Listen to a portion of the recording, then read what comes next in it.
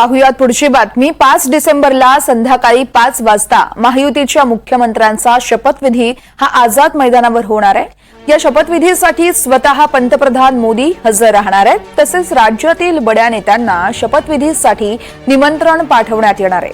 त्यामुळे आझाद मैदानात होणाऱ्या शपथविधीसाठी तयारीलाही आता वेग आलाय। आझाद मैदानात बसण्याची व्यवस्था, स्टेजची तयारी देखील जोरदार सुरू आहे।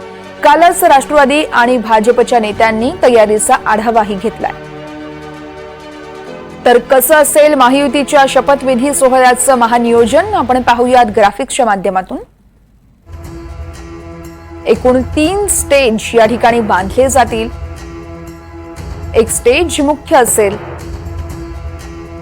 मुख्य स्टेज हे 100 फूट लांब, 60 फूट रुंद आणि 8 फूट उंच असेल।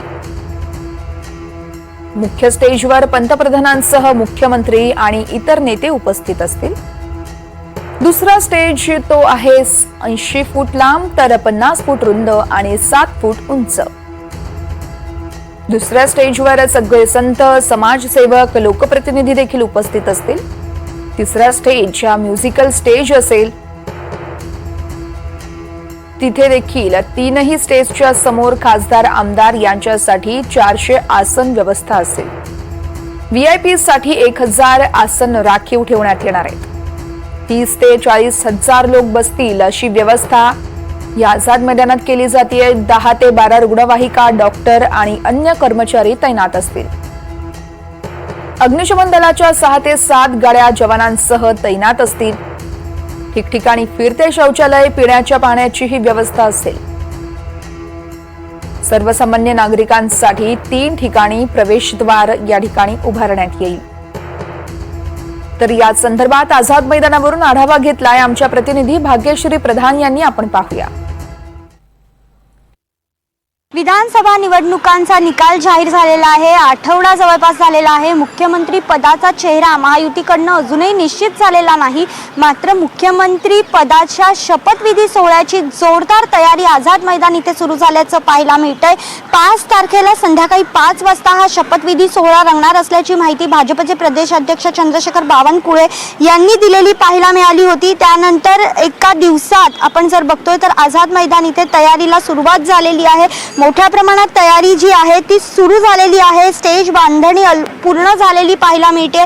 यामध्ये एकूण 3 स्टेज असणार आहेत। एक स्टेज मुख्य असणार आहे, ज्या स्टेजवर पंतप्रधानांसह मुख्यमंत्री आणि इतर नेते हजर राहणार आहेत। या स्टेजची जी लांबी आहे ती 100 फूट आहे, रुंदी आहे ती 60 फूट आहे, तर उंची जी आहे ती 8 फूट इतकी आहे। तर दुसरा स्टेज जो आहे तो देखील समाजसेवक, लोकप्रतिनिधी आणि संत महंतांसाठी असणार आहे। तिसरा स्टेज जो मात्र असणार आहे तो म्युझिकल स्टेज म्हणून असणार आहे। तिन्ही स्टेजच्या समोर खासदार, आमदार यांच्यासाठी जवळपास 400 आसनं ठेवण्यात येणार आहेत। व्हीआयपींसाठी जवळपास 1000 आसने राखीव असतील। 30 ते 40 हजार लोक बसतील अशी व्यवस्था सध्या इथे करण्यात येते। 10 ते 12 रुग्णवाहिका, डॉक्टर आणि अन्य कर्मचारी तैनात असणार आहेत। अग्निशमन दलाच्या 6 ते 7 गाड्या जवानांसह तैनात असतील। ठिकठिकाणी फिरते शौचालय, पिण्याच्या पाण्याची व्यवस्था देखील करण्यात येणार आहे। एकंदरीतच कोणताही अनुचित प्रकार घडू नये यासाठी संपूर्ण काळजी जी आहे ती घेण्यात येते। आपण जर बघितलं तर अद्यापही मुख्यमंत्री पदाच्या चेहरा नेमका कोण असणार आहे हे जरी स्पष्ट झालेलं नसलं तरी मुख्यमंत्री पदाच्या शपथविधी सोहळ्याची तयारी मात्र पूर्ण झालेली पाहायला मिळते। एकंदरीतच आपण जर बघितलं तर 30 ते 40 हजार लोक इथे बसतील एवढ्या कॅपॅसिटीचे स्टेज जे आहेत ते इथे बांधण्यात येताना पाहायला मिळतात।